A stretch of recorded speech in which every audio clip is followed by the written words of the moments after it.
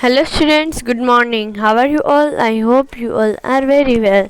In our last session, we have started the geography's first chapter, that is our environment.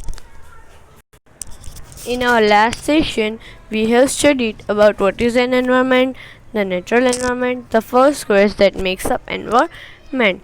In today's session, we will learn a community, an ecosystem, a biome, adaptation in ecosystems the human environment, ये सब चीज़ें हम आज की video में पढ़ने वाले हैं. So let's start.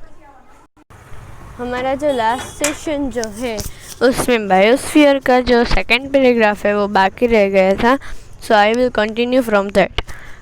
No individual plant और animal can extend by itself. All living organism depends on other living organisms to survive.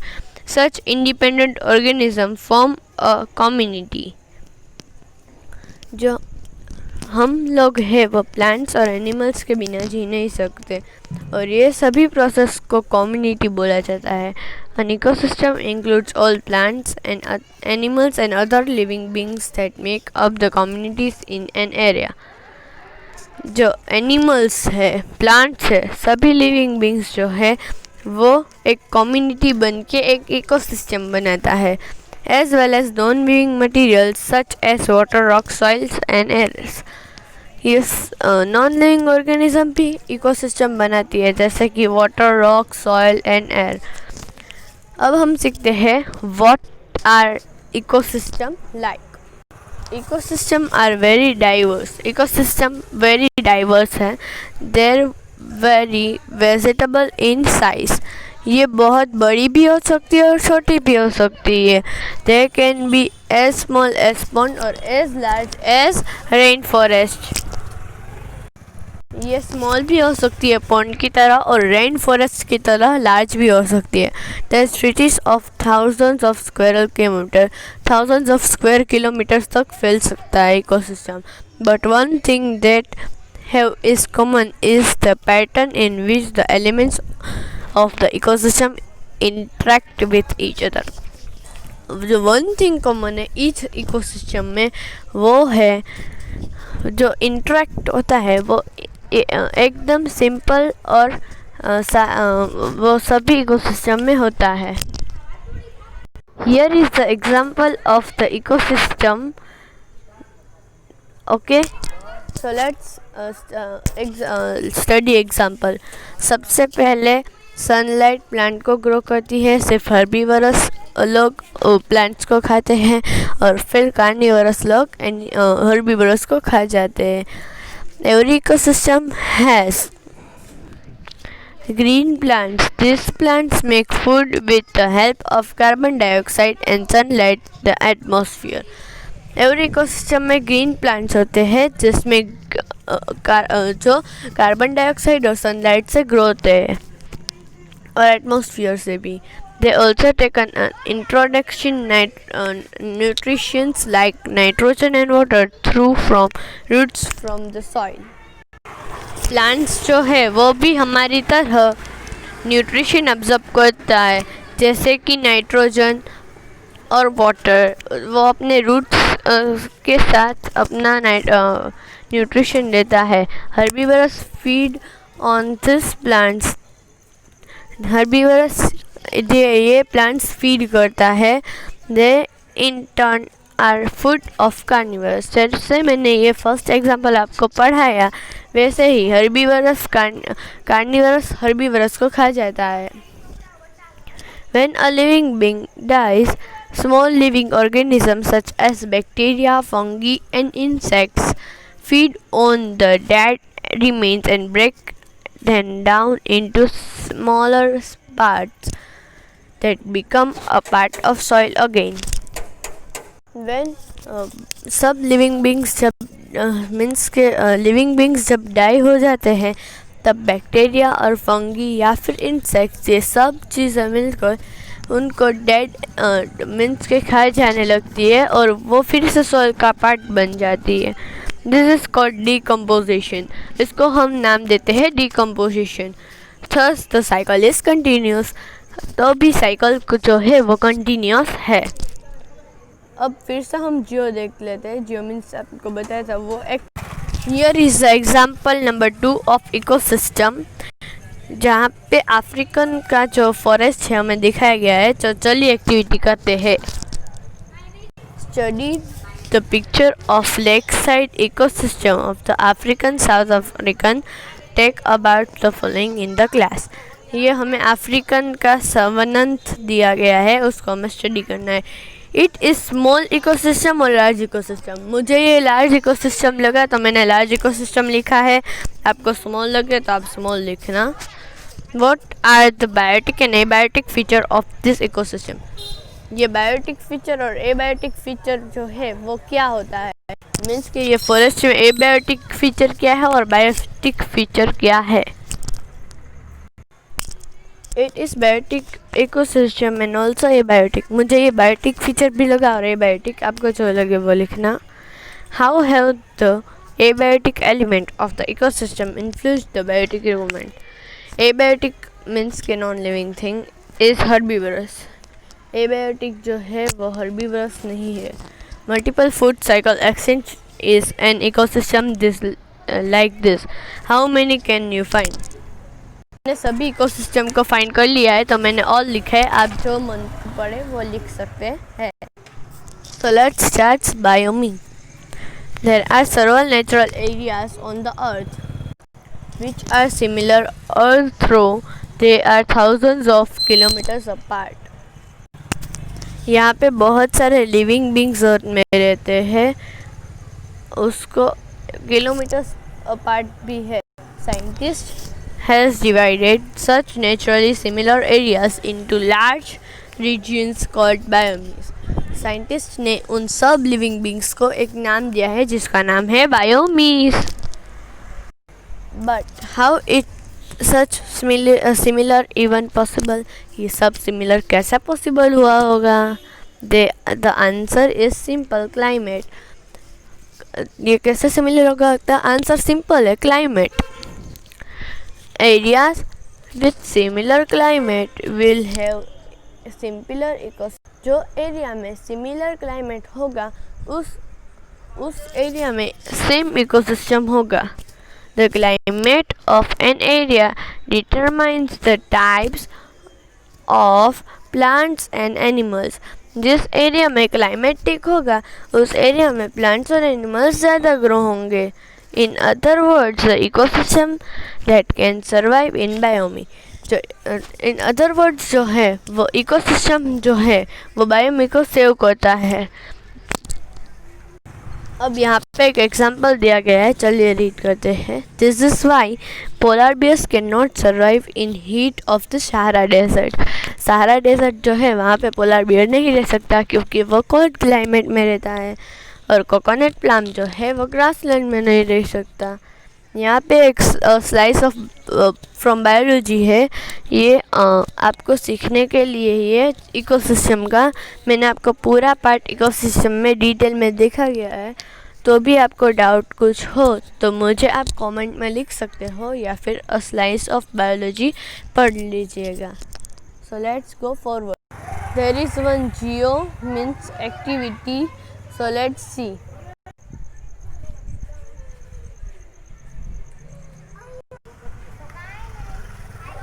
Is all the part of India is a part of biome or many? मुझे लगा कि many क्योंकि यहाँ पे दो colours दिखाए गए हैं और यहाँ पे उसके फुल फॉर्म्स भी है। तो मुझे लगा मैनी तो मैंने लिखा है many because of two colours. आप जो लिखे वो लिख सकते हैं। Why do you think there is such a diversity of a biome in India? Diversity का मतलब होता है एक दूसरे से अलग होना। तो वो इंडिया में कैसे है। तो yes there are diversity because की टू कलर्स जो है ब्राउन और ब्लैक। मैंने उसके नाम लिखे हैं ट्रॉपिकल क्लाइमेट और dry climate. Okay so let's comes in concept the human environment. Human environment का मतलब होता है हमारा खुद ह्यूमंस का एनवायरमेंट, जो हमने क्रिएशंस किए, हमने जो इन्वेंशंस किए उसका वो इसमें आएगा। तो चलिए पढ़ते हैं। The earliest human beings had simple needs. They learned to live in harmony with nature. Early humans जो है वो नेचर के साथ रहते थे। Being nomadic, they moved from one place to another. वो nomadic थे इसलिए वो one place से other place तक travel करते थे। This could be because the new place were warmer than winter. This new place वो क्यों ट्रैवल करते थे? फॉर एग्ज़ाम्पल वन जो मैन है उसको वार्मर क्लाइमेट चाहिए, तो सीजन्स चेंज होगी ही, तो उसको वार्मर क्लाइमेट भी चाहिएगा, तो वो उसको ट्रैवल करता था। Okay, this could be because a new place was warmer, a similar or had food and water in absence or providing better shelter. ये सब क्यों होता था? क्योंकि उसको बेटर शेल्टर चाहिए होगा था, उसको बेटर फूड चाहिए होगा था। Slowly as man is leading a settled life, no longer roaming और food is shelter is needed, his need increased. जैसे ही वो बड़ा होता गया उसकी नीड्स ज़्यादा होती गई, उसको फूड और शेल्टर से काम नहीं चलता, उसकी नीड इंक्रीज होती गई। He needed land to grow crops, food with vegetation was cleared, vegetation करने लगे वो और food grow करने लगे। For cooking and building house he looked for forest for wood, cooking और हाउस बनाने के लिए वो वुड का इस्तेमाल करने लगे। He domesticated animals that were useful to him, उन्होंने डोमेस्टिकेटेड करने लगे एनिमल्स को, उसकी नीड चाहिए होती हो वो एनिमल्स को।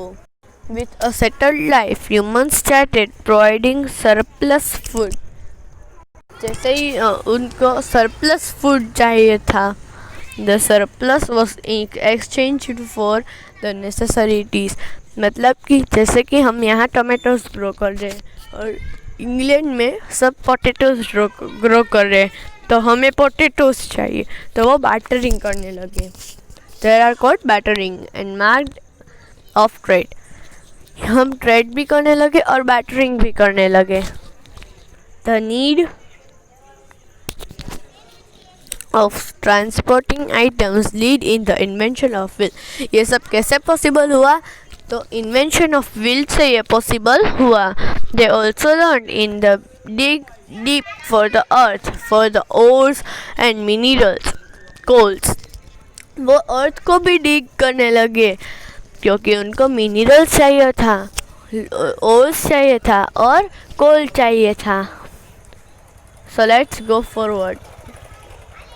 Soon, with a new invention, humans ventured to distinct plant by land and the trade and commerce. वहाँ पे लैंड और सी का भी ट्रैवल करने लगे। Settled that starts as village grew towns. उन्होंने पहले एक विलेज बनाया, फिर धीरे धीरे उन्होंने बिल्डिंग्स बनाकर एक टाउन बनाया और उसमें रहने लगे। A part of agriculture manufacturing goods become important activity, goods जो था वो उनके लिए इम्पोर्टेंट एक्टिविटी बन गई थी और एग्रीकल्चर और मैन्युफैक्चरिंग की इम्पोर्टेंट एक्टिविटी बन गई थी। The scientist age and the industrial removal lead to many inventions. Scientist age means के साइंटिस्ट जो थे बन गए थे, वो इन्वेंशंस करने लगे ज़्यादा से ज़्यादा जो ह्यूमंस को हेल्प करे। This invention made mass of the good possible, ये गुड पॉसिबल हुआ क्योंकि उन्होंने इन्वेंशंस किए। ट्रांसपोर्ट बिकम फास्टर, ट्रांसपोर्ट एकदम फास्ट होने लगा। Today we have information about the all world in finger tip through the internet. आज तो हमारे पास कुछ भी करना पॉसिबल है क्योंकि हमारे पास इंटरनेट जो है, मैं जो पढ़ा रहा हूँ वो भी इंटरनेट के थ्रू ही हो रहा है। और आज हमें जो लॉकडाउन की वजह से गुजरना पड़ रहा है और हम ऑनलाइन स्टडी जो कर रहे हैं ये भी इंटरनेट की वजह से ही पॉसिबल हो रहा है. It is possible to speak to anyone ever in the earth. कुछ भी पॉसिबल हो सकता है. मैं यहाँ राजकोट में हूँ और मुझे धांगध्रा में कॉल करना है या फिर इंग्लैंड में कॉल करना है तो मैं व्हाट्सएप खोलूँ, फिर वीडियो कॉल करूँ, बात कर लिया पूरा. वहाँ पे तो वो लोग ट्रैवल करते थे, सोचिए कितना डिफ़िकल्ट होगा. Advances in the medicine last 2 centuries has helped to control many diseases. अभी तो कोरोना चल रहा है, उसकी वैक्सीन नहीं मिली. पहले डेंगू था, मलेरिया था, टाइफाइड था, उसकी जो थी वो सब चीज़ें की डिजीज़ साइंटिस्ट ने गोद ली. कोरोना की भी मिल जाएगी. More people and rapid development lead to more pressure on the environment. जैसे ही पीपल ग्रो होने लगे तो एनवायरनमेंट में प्रेशर आने लगा.